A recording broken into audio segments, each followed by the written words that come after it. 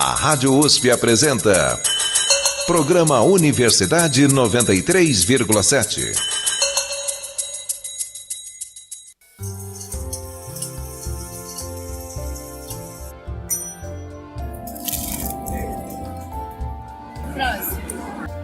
Especial Restaurantes de São Paulo. Olá, ouvintes da Rádio USP, eu sou o Rafael Conkle. Olha, esperamos que vocês não estejam com fome por aí, porque é de comida boa que a gente vai falar por aqui. Bom dia, ouvintes. Meu nome é Rodrigo Bruccoli. Nem só de bandejão vive o estudante da USP. Nossos repórteres foram descobrir um pouco da riqueza culinária da cidade de São Paulo, visitando restaurantes dos mais diversos países. Aqui no estúdio temos a chefe pesquisadora Maria Conceição Oliveira. Ela é formada em gastronomia pela FAMESP, tem 2 pós-graduações no SENAC e pesquisa cozinha e cultura negra. Maria é baiana de Itabuna, mas mora em São Paulo desde os 8 anos de idade. Já trabalhou com produção cultural, assessoria de movimentos sociais e na Prefeitura de São Paulo. Ela vai conversar com a gente sobre essa pequena viagem gastronômica que fizemos. Oi, Maria. Olá, eu sou a Maria Conceição e estou aqui para dialogar sobre uma coisa boa que é a comida. Maravilha. Essa é a segunda parte do especial sobre restaurantes. O programa anterior está disponível no site usp.br/cje/radiojornalismo, usp.br/cje/radiojornalismo. Não é só no bairro da Liberdade que se encontra uma boa comida japonesa em São Paulo.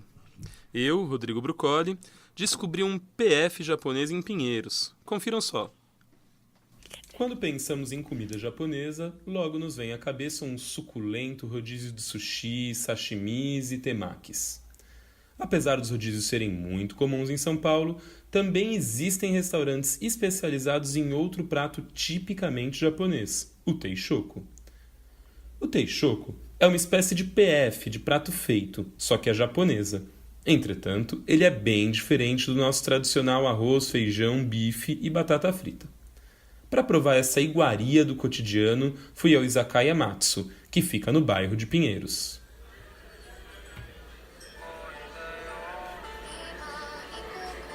Arigatomashita. O ambiente não tem nada a ver com o de um restaurante de rodízio. Todo mundo come em um grande balcão que fica ao redor da cozinha, que é aberta, sem paredes. A comida é preparada à nossa frente, instantes antes de a gente comer. Ao redor da cozinha, na parte de cima, o cardápio está todo escrito em kanji. Acho que vou precisar da ajuda do garçom para escolher um prato. Boa tarde, você conhece a casa? Não, como funciona? O teishoku custa R$35. Ele acompanha entrada, gohan, sushi e sobremesa. O prato do dia é o chicken katsuzara e o sos yakisoba. Moço, não tenho a menor ideia do que é essa comida. É um franguinho à milanesa, selado com ovos e molho, um espaguete japonês. Deve ser delicioso. Você vai gostar. O garçom vai embora e eu fico com a música japonesa dando o tom do ambiente.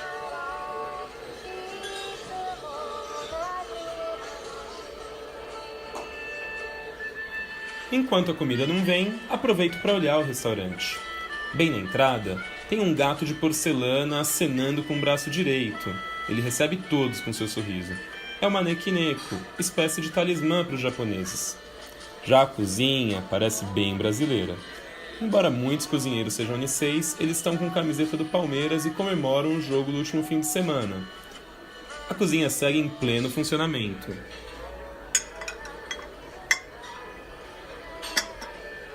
Um dos cozinheiros pica a cebola que vai ser refogada.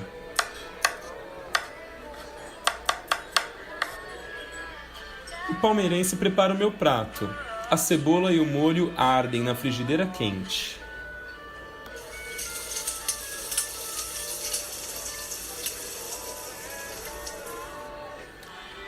Depois de colocar o frango, é a vez de bater os ovos para selar o prato.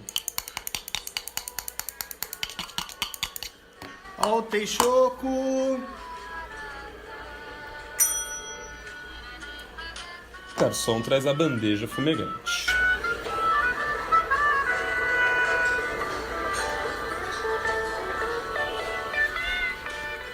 Quem acha que comida japonesa é só comida crua está muito enganado. E se quer comprovar, é só ir ao Izakaya Matsu provar esse verdadeiro PF japonesa que é o teishoku.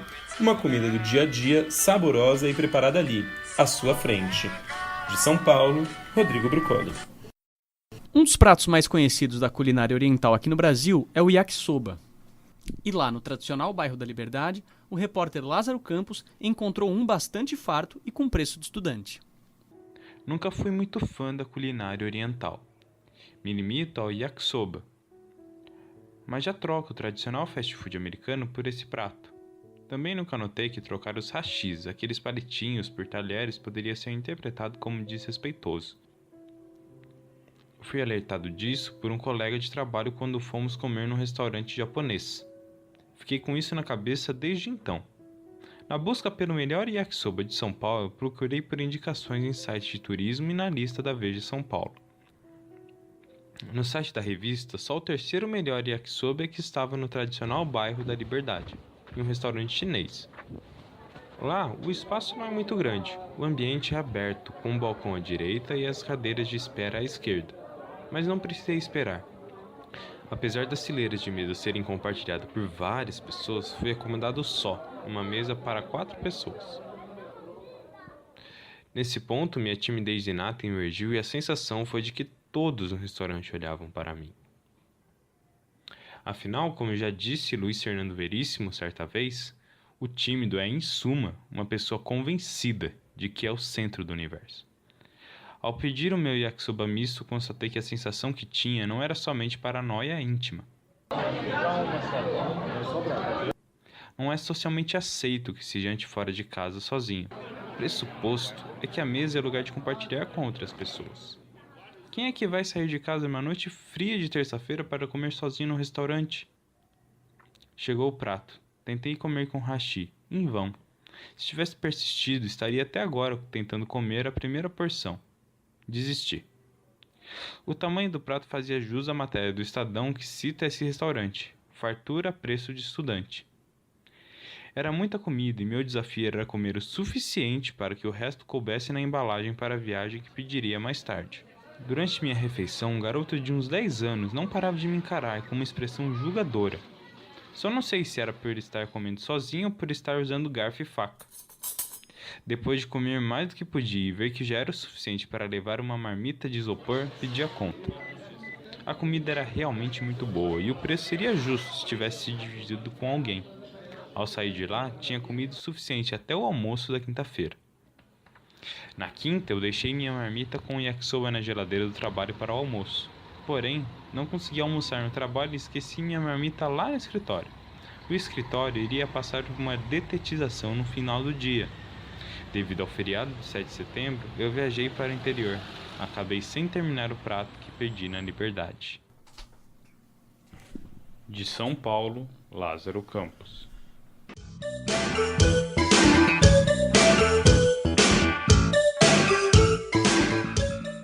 Então, Maria, eu queria saber também sobre culinária oriental. O pessoal foi na Liberdade, o Rodrigo foi num restaurante oriental em Pinheiros, comeu o PF japonês. O teishoku. O teishoku. Mas e você, o que você gosta de culinária oriental? Onde você vai aqui em São Paulo? O que você tem a recomendar? Eu gosto muito da cozinha oriental. Eu gosto dessa combinação meio dos doces com pouco açúcar. Gosto dessa coisa dos cogumelos, algumas coisas com cogumelo, com shoyu, que não é esse shoyu que a gente industrializado, é outro lance, né? E eu acho que a gente come no Brasil muito fast food japonês. Acho que comida japonesa mesmo, eu acho que tem poucos restaurantes que realmente fazem comida japonesa de verdade, assim, de raiz, né? Comida japonesa de raiz. Mas na Liberdade a gente encontra. Agora, eu deixo a dica de um boteco. Se você jogar no Google, é um boteco, é um bar de lutadores de sumô. Tem um jargão que a gente fala desses bares despretensiosos, que é os famosos pé sujo. A dona do restaurante, ela não tem o menor humor, Já vou avisando. Ela não vai ser aquela simpática, olha lá, fique à vontade.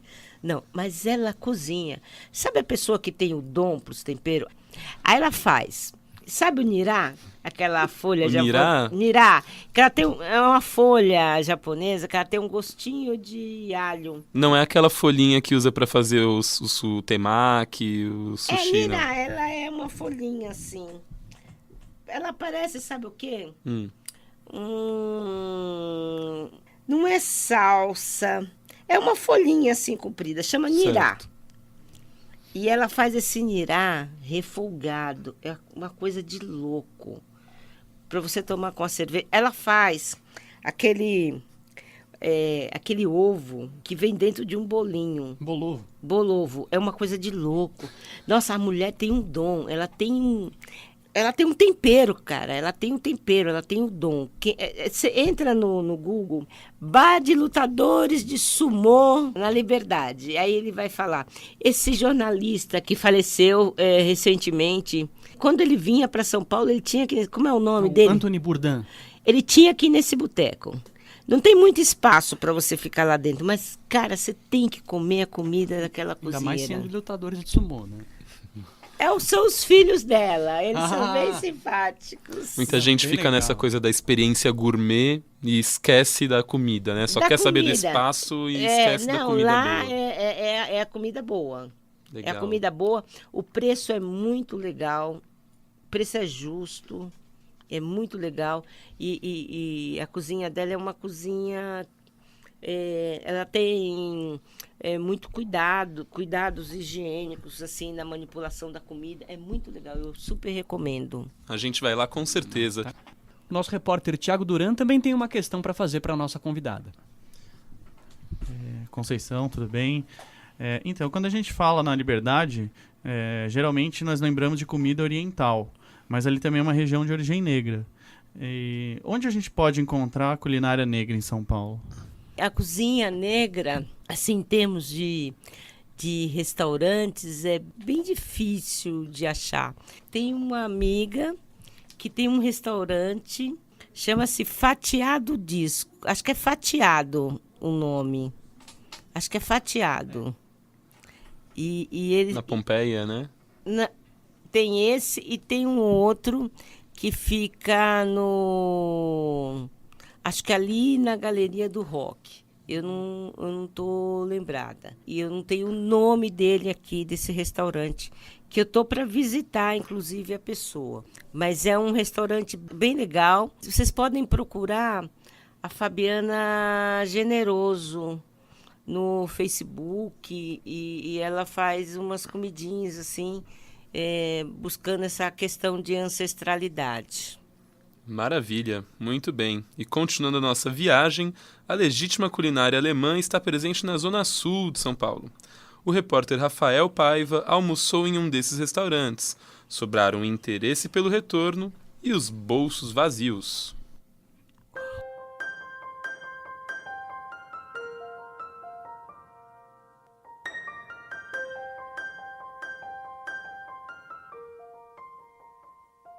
É chegado o momento de conhecer o novo. De São Bernardo do Campo até o restaurante alemão localizado na zona sul de São Paulo, o trajeto é longo. Por sorte, consigo uma carona e evito o transtorno de pegar o transporte público intermunicipal. No caminho, pensamentos sobre os formatos dos pratos e o valor a ser gasto não param de pipocar. Na chegada ao espaço, sua dimensão e seu caráter rústico causam um certo espanto. Mas nada perto da infinidade de pratos no cardápio, impronunciáveis para quem não sabe dizer nenhum olá em alemão. O caminho é pedir uma indicação ao garçom. Pode falar. É a primeira vez que eu venho, eu gostaria de comer um prato típico realmente alemão. O que você indicaria? Após as sugestões e as inúmeras tentativas frustradas de repetir os nomes dos pratos, escolho um cuja descrição me agrada. Afinal, quem não gosta de um filé mignon e de bolinhos de batata? Para beber, nada de cerveja. Uma simples água está de bom tamanho.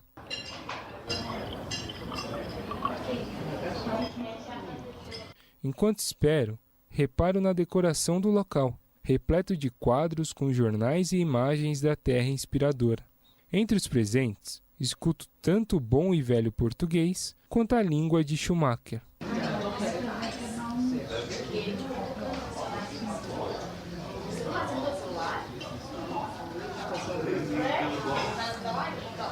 A comida chega, é a hora de saboreá-la.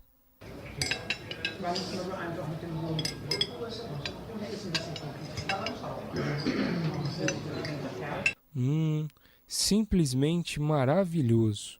Desde o filé e os bolinhos, até o molho que os acompanha. A surpresa é tanta que peço para um outro garçom repetir o nome do prato para ver se aprendo. É o páprica chinês. É claro que não obtenho êxito. No entanto, peço uma sobremesa com um nome também diferenciado.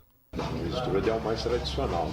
Num português claro, trata-se de uma torta de maçã com chantilly, um contraponto ótimo com a primeira escolha. Embora esteja preocupado com o valor a ser pago, uma vez que sou um simples estagiário, saboreio a sobremesa como se fosse a última refeição da minha vida.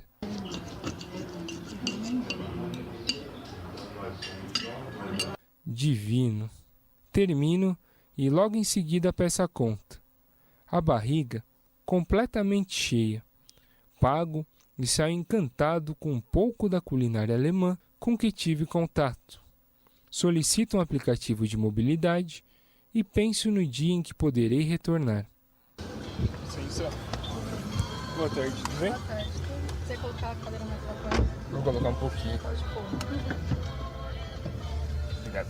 Rafael Paiva, para o Universidade 93,7. A gente acabou de ouvir uma crônica então sobre a culinária alemã. E eu queria saber de você quais restaurantes alemães você conhece aqui em São Paulo, o que você acha da culinária alemã aqui de São Paulo? Eu gosto muito da cozinha alemã. Tem algumas coisas assim muito especiais, com fermentação.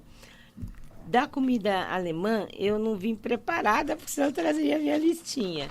Mas eu gosto muito de um restaurante que tem, acho que é um clube, eles alugam o clube para festas de aniversários. Eu estou para ir lá esses tempos aí. E é muito legal a comida. Agora, eu não tenho um nome nem um endereço. E o que você acha de gostoso da culinária alemã? Pratos que você acha gostosos da culinária alemã? Tem um prato que eu adoro, que ele está assim...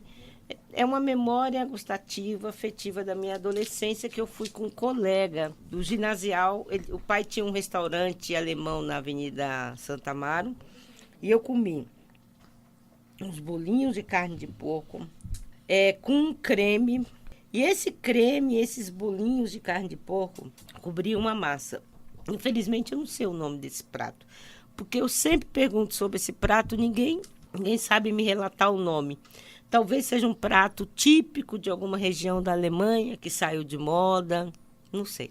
Certo. Criou uma memória afetiva. Criei uma memória afetiva e eu sempre procuro essa receita. Na hora que eu encontrar, eu vou fazer. Se alguém que estiver ouvindo quiser mandar o nome desse prato, souber, para a Rádio USP, para o programa Universidade 93,7, seria bem legal.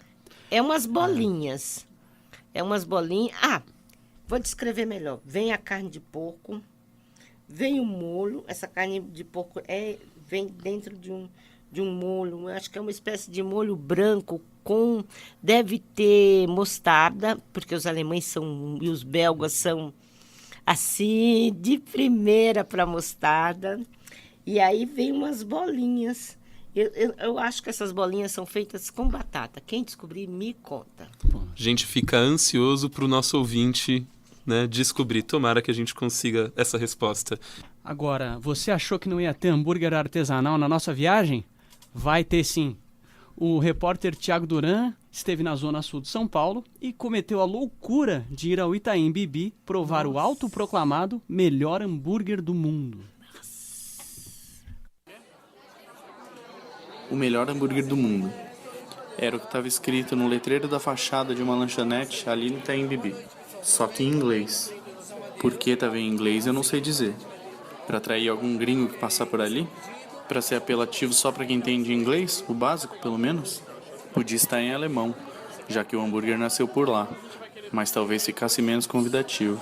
O que eu sei é que eu passava por ali com mais 2 amigos, e a gente acabou cedendo ao apelo do letreiro. Esse tipo de autoafirmação, dizer que é o melhor em alguma coisa, me deixa meio desconfiado. Mas a fome já estava falando alto, e não tinha nenhuma espera, a gente decidiu entrar. Lá dentro até que é legal. Tinha uns sofazinhos, uma luz aconchegante, e aí eu me pergunto se o melhor hambúrguer do mundo precisaria de tudo isso para acompanhar. O garçom chegou, deu as boas-vindas e entregou um cardápio para cada um. O cardápio era um caderno que tinha mais páginas do que os livros que eu costumava ler quando eu tinha tempo. Virei umas 2 páginas e já deu uma preguiça de virar a próxima, então eu pedi uma sugestão para o garçom. E aí ele disse os nomes dos sanduíches que mais vendem. Basicamente, era um x-salada e um x-bacon, em versões com 1 ou 2 hambúrgueres. Eu pedi o x-salada com 2 hambúrgueres. Chamava alguma coisa super. Antes do pedido chegar, um dos amigos que me acompanhavam lembrou que um dos sócios daquela rede era um apresentador famoso de televisão. Necessário dizer que isso pode influenciar no meu julgamento agora. Não demorou muito, a comida chegou. E não é ruim, longe disso. Mas também não lembro se algum dia eu já comi algum pão com hambúrguer e salada que eu considerei ruim. No entanto, se fosse eu um dos jurados do concurso que elegeu esse lanche como o melhor hambúrguer do mundo, provavelmente eu não teria votado nele. Ou então a concorrência estava fraca naquele ano. Ou quem disse isso não comeu todos os hambúrgueres do mundo. Nem de São Paulo. Meu voto ainda iria para um x-maionese de um boteco que tem ali na Teodoro Sampaio. Mas de uma coisa eu não posso reclamar. O lanche era bem grande e realmente da fome ele deu conta. Na saída, R$ 75,60 a menos na conta, ainda dei uma olhada no letreiro em inglês e uma palavra bateu na minha mente em 3 tempos. Loucura, loucura, loucura.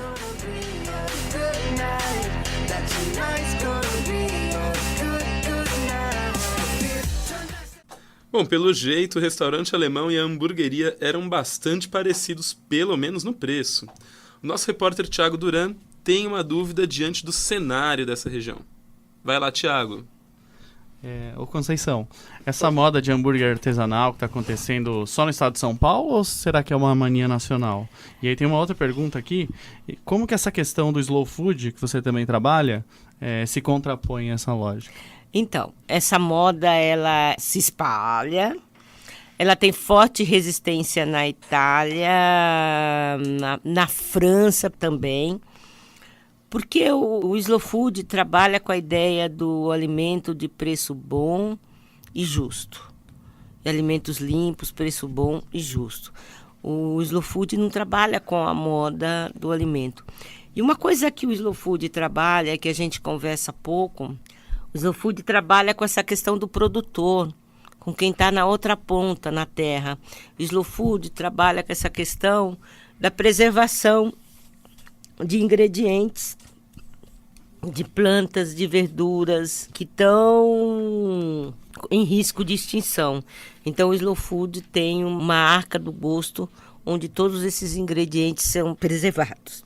Daí tem meles de abelhas, tem de tudo. Tem o porco moro do Paraná, tem muita coisa. Gente, esse país é tão rico em ingredientes e a gente conhece tão pouco, mas tão pouco, porque a gente entrou num processo louco de industrialização. Então, você só consome o que é industrializado, você só consome o que determinados frigoríficos te mandam. Então, a gente precisa retomar urgentemente a cozinha dos nossos avós, aos quintais das nossas avós, voltar a comer aquelas galinhas que a gente fazia, aquela galinha que não tomava antibiótico, a gente nem sente mais o gosto do frango, já tem um outro gosto, então a gente está perdendo o paladar de comida. Eu não gosto de usar essa frase, porque eu acho ela muito arrogante, mas a gente precisa voltar à comida de verdade. E de verdade são tantas coisas e são coisas muito simples. Eu fiz um trabalho e eu precisava pegar um livro chamado Cozinheiro Nacional, que era de 1800 e pouco, é o nosso primeiro livro de receitas. Eu super indico esse livro, porque ele traz tratativas de como se alimentar, das frutas, das verduras. As caças, eu comprei um patê espetacular de veado na Itália. Aqui a gente nem sonha em comer nada diferente do que a carne que a gente come. Que jogaram que a tal carne de primeira, que sendo que a carne de segunda é muito mais saborosa. Então a gente precisa retomar esse caminho de recuperar o gosto. Está voltando ao livro. Vocês nem me ajudam, né? Deixa eu viajar e não me ajudam. Voltando ao livro, explodiu a ecogastronomia. Eu pego o livro para ler, eu olho lá, cara, isso aí, os caras já faziam em 1800. A ecogastronomia, os caras já faziam em 1800. Esse comfort food que vem como novidade para o mercado. Você pega o livro, os caras já faziam. Tem a sopa certa para te restituir o tônus, o ânimo. Tá tudo lá. Mas essa cultura do fast food parece que fez a gente se esquecer. Deu um apagamento geral. Eu super recomendo esse livro, A Cozinha Nacional, Cozinheiro Nacional. Excelente, obrigado, Conceição. E só para avisar o nosso ouvinte que ficou com fome, com vontade de conhecer aí o Bar dos Lutadores de Sumô, ele se chama Quintaro, fica na rua Tomás Gonzaga, lá na Liberdade, vale a pena a visita. E o Universidade 93.7 está chegando ao seu final, com essa fome, né? Chegando a hora do almoço, a gente com fome depois de toda essa conversa. E agora ficam as considerações finais da nossa convidada, Maria Conceição de Oliveira, graduada em Gastronomia pela Faculdade Método de São Paulo e pesquisadora da cozinha e da cultura negra.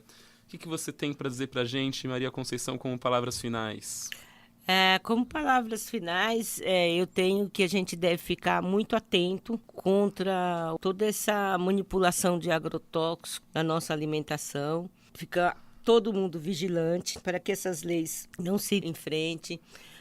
Nosso compromisso com todo o homem do campo, com o campesino, com todo mundo que está fazendo essa agricultura familiar, que traz o alimento para a nossa mesa e que a gente se lembra tão pouco deles. Na verdade, a gente não se lembra nada. A gente precisa retomar uma consciência com o homem da terra e um compromisso com esse homem da terra. Tá certo, muitíssimo obrigado, Conceição, pela sua participação. Obrigada, gente. Foi um prazer. É isso, pessoal. Esperamos que vocês tenham gostado dessa viagem aqui pela culinária do mundo em São Paulo, da companhia da Maria Conceição.